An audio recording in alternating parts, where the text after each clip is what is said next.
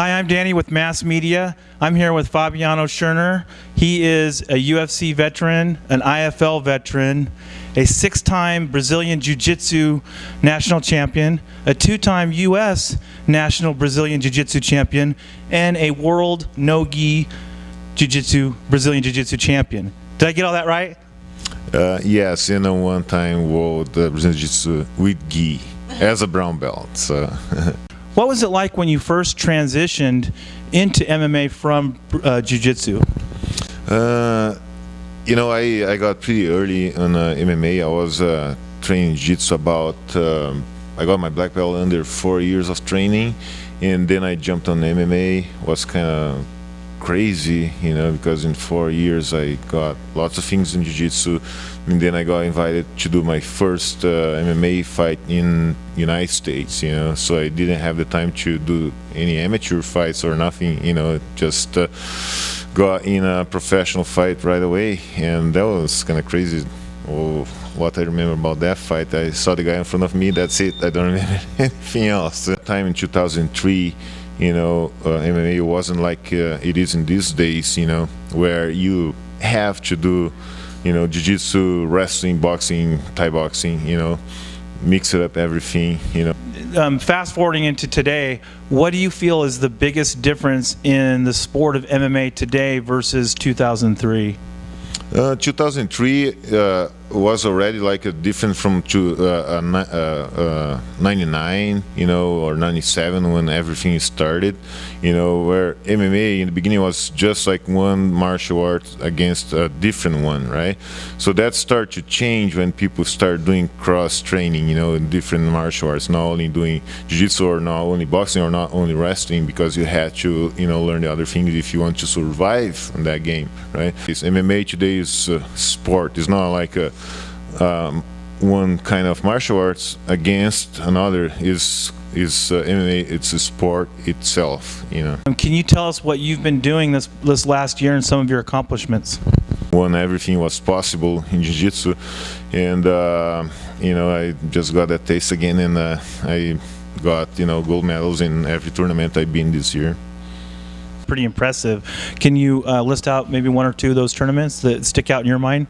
Yeah, I did the San Diego tryouts for Abu Dhabi Pro, where I got 2 gold medals and 1 bronze, and then I did nationals, another 2 golds, 1 bronze, and this 2 weeks ago I did no-gi worlds, where I got 1 silver and 1 gold. So yes, it was pretty good. My second best year ever as a grappler and jiu-jitsu fighter.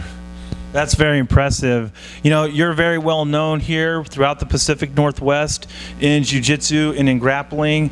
A lot of young MMA hopefuls who are starting their amateur careers come here to be trained by you. Can you tell us what you think is going to do well in locally in their amateur career? Well, I've been watching some of my guys, of course. You know, I'm training, I do coaching Gresham and Tuolachin. So in Tuolachin, you know, we have Chad there is doing very well, you know, and Dylan too. So another guys, they was doing well. They already pros like Tommy, you know, and then I have this kid, you know, like he's training me, Howie. You know, I think he has a great potential. You know, he already got 3rd place in the Worlds in June, right? So you know, he just needs to get a little bit more focus on his thing, and he'll do great, you know. But I've been watching in Northwest, you know, like all these amateur shows, right? Just bringing these kids in another level, you know. I wish I had that chance when I started, like, being amateur first, then a pro, you know. So they're doing great so far. In Northwest is growing pretty fast. I see, you know, MMA gyms popping up everywhere, you know, lots of amateur fighters, you know, everywhere, and they're very well skilled, you know. So and they have the opportunity as an amateur also train with pros, you know, so that makes them grow faster. Let's talk a little bit about what's coming up for this year, what you have on the agenda, and maybe some of the things that you're doing differently than what you've done in the past. Yeah, at this time in 2011, 12, finally I'm gonna have like more time to train myself, and I got sponsors, so which allowed me to have some rest from that kind of day by day work, so I can take care of myself better in the way I need, and I think to be able to fight and do better as a pro, right? So I already have a fight lineup for January 20th, right? And I started this week already my whole preparation for it, and I don't getting older, but I don't feel like I should stop.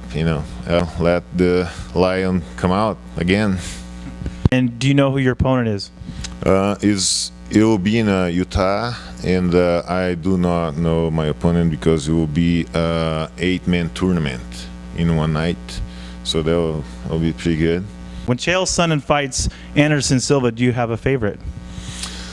It will depend really like how they're gonna do their camps. In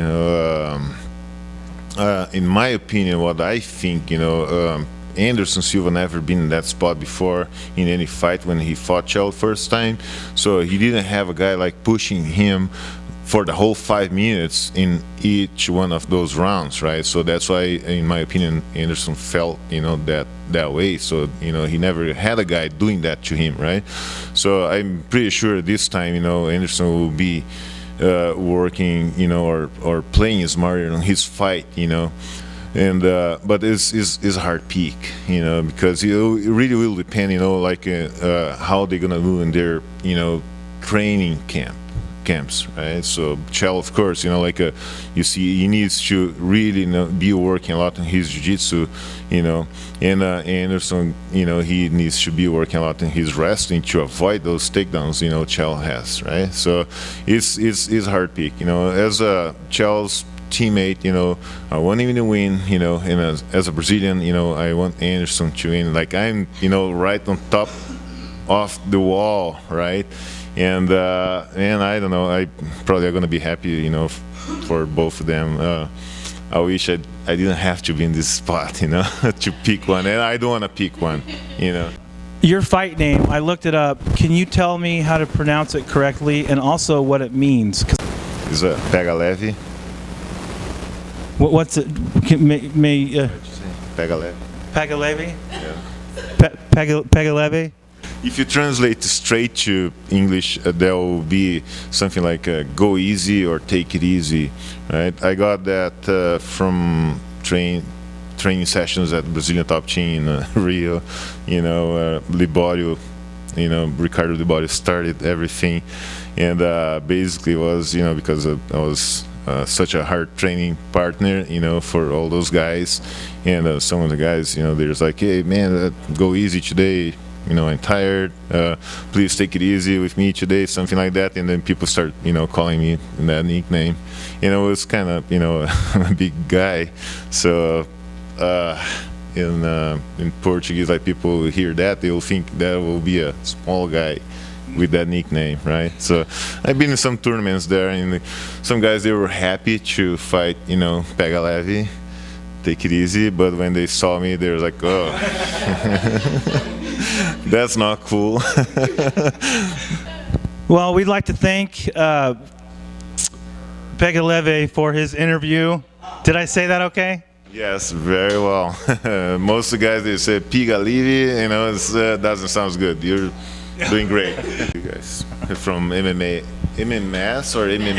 It's just mass media. Okay, you teach me how to say that correct, because I tried to say like it's MMA mass or MMAS media. Media. That's it. Everybody always pronounces it MMA mass media, and honestly, I wish I would have thought of it, but it's really just mass media. It's got the extra M because mass is it's actually a acronym for Mixed Martial Arts Superstars. Right. Okay, mass media. Thanks for mass media. All my sponsors, students, everyone who are supporting me in this thing I've been doing for a while. Thank you. Thank you very much.